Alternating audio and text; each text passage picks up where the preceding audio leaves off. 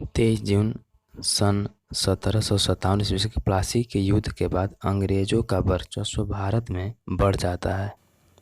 अब वह बंगाल में शासन करना चाहते हैं, तो बंगाल में शासन करने के लिए बंगाल के गवर्नर रॉबर्ट क्लाइव को बनाते हैं। रॉबर्ट क्लाइव को देख लेते हैं, रॉबर्ट क्लाइव ने कैसे शासन किए। तो रॉबर्ट क्लाइव, नेक्स्ट स्लाइड। ये रॉबर्ट क्लाइव, बंगाल का गवर्नर रॉबर्ट क्लाइव सन 1757 से 60 तक और पुनः उन्हें 1765 में से 1767 तक फिर से बनाया, 1767 तक बनाया गया। बंगाल में द्वैत शासन इन्होंने लागू किया। इलाहाबाद के द्वितीय संधि रॉबर्ट क्लाइव और शाह आलम के मध्य हुआ। तो रॉबर्ट क्लाइव के बाद पुनः दूसरा शासक आते हैं,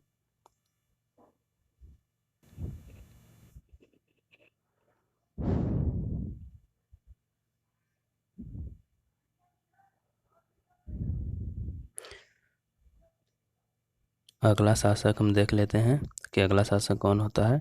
तो ये अगला शासक रेगुलेटिंग एक्ट 1773 के थ्रू बंगाल के गवर्नर को गवर्नर जनरल नियुक्त कर दिया गया, यानी इनके क्षेत्र अधिकार को बढ़ा दिया गया। और वारेन हेस्टिंग्स को सन 1774 से 1785 तक बने। तो इन्होंने क्या किया कि राज्य की कोषागार को मुर्शिदाबाद से कोलकाता ट्रांसफ़र कर दिया। और इन्होंने दूसरा सबसे महत्वपूर्ण काम क्या किया कि मुस्लिम शिक्षा के लिए प्रथम मदरसा कलकत्ता में स्थापित किया।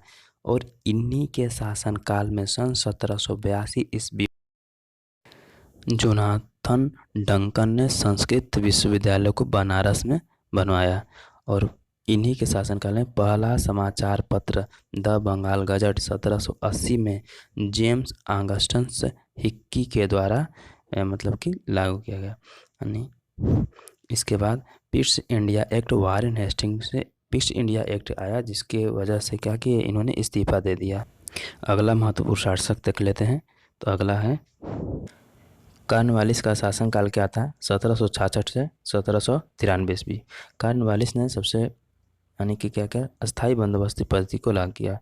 अस्थाई जो बंदोबस्ती पद्धति था इसे जॉन शोर ने बनाया था। इसके तहत क्या किया जाता था, कंपनी जो थी वो मतलब राजस्व का 90% कंपनी रखती थी और 10% वह कहती थी कि जमींदार को रखना होगा। और कॉर्नवालिस को नागरिक सेवा का जनक कहा जाता है। तो ये महत्वपूर्ण क्वेश्चन बनता है कि नागरिक सेवा का जनक कौन है, तो कॉर्नवालिस हो जाएगा। अगला गवर्नर देख लेते हैं। तो अगला गवर्नर जॉन शोर का शासनकाल था 1793 से 98 तक। इन्होंने अहस्तक्षेप नीति को लागू किया। अगला देख लेते हैं। अगला है वेलेज़ली। तो वेलेज़ली का शासनकाल कितने साल तक रहा था, 1798 से 1805 ईस्वी तक था। इन्होंने सहायक संधि पद्धति को लागू किया था।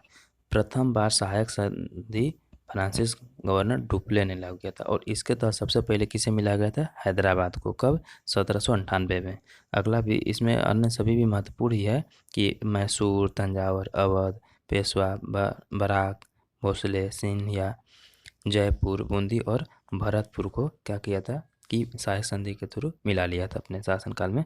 तो ये क्वेश्चन आ जाता है कि कौन से राज्य को निम्नलिखित में से कौन सा राज्य सहायक संधि के थ्रू नहीं मिलाया गया था, तो उसमें से छांटना होता है। तो इसलिए इन सभी के नाम भी एक बार ध्यान दे लीजिएगा। और ये पूछा जाता है कि सबसे पहले सहायक संधि के थ्रू किसे मिलाया गया था, तो हैदराबाद को। ये भी आपको ध्यान में रखना है। चलिए ठीक है, अगला हम लोग को स्लाइड देख लेते हैं कि अगला स्लाइड क्या है। अगला गवर्नर कौन है, तो मिंटो है। तो मिंटो प्रथम ने सन 1807 से 1813 ईस्वी तक इन्होंने रहा, मिंटो का शासनकाल। इन्होंने क्या किया, अमृतसर की संधि रणजीत सिंह और अंग्रेजों के बीच में हुई थी, इनके शासनकाल में थी। ये महत्वपूर्ण चीज़ इनके थे। और इन पे कोई अदर शब्द या नहीं याद करना, मैंने इम्पोर्टेंट ही शब्दों के यहाँ लिखा हुआ है। ऐसे पढ़ने के लिए तो बहुत सारा चीज़ है, लेकिन जो महत्वपूर्ण है उन्हें ही याद कीजिए, जिससे क्या होगा कि आपको इम्पोर्टेंट पता चले। तो अगला देख लेते हैं हम लोग। अगला है हमारा एम हार्ट। इनसे क्या याद रखना है हमको, और बचे हुए गवर्नर को हम लोग नेक्स्ट वीडियो में देख लेंगे, क्योंकि ये वीडियो बहुत लंबा हो जाएगा।